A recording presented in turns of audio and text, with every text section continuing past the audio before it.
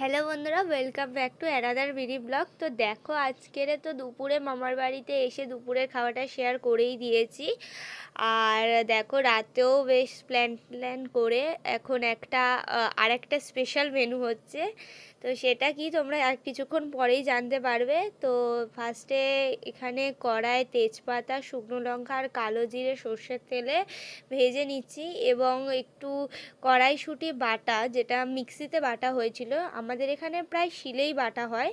তো তবু মানে তাড়াহুড়োতে তো বুঝতেই পারো শিলে বাটা হয়নি, এখানে মিক্সিতে বেটে নিয়ে কড়াইশুঁটিটা তেলে দিয়ে ভালো করে এটা ভেজে মতো নেওয়া হয়েছিল। তারপরে আলু কষার জন্য এখানে ফোড়নে দিয়ে দেওয়া হয়েছিল গরম মশলা, তেজপাতা, শুকনো লঙ্কা, কালো জিরে, কাঁচা লঙ্কা, ক্যাপসিকাম, আদা বাটা।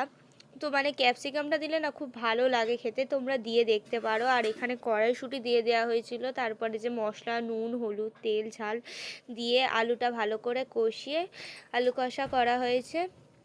আর লাস্টে একটু টমেটো পিউরিও দেওয়া হয়েছিল, যাতে টেস্টটা খুব ভালো আসে। আর এখানে দেখো, পুর ভরে লুচি বেলা হচ্ছিল, তারপরে লুচিগুলো করে নেওয়া হয়েছে এক এক করে।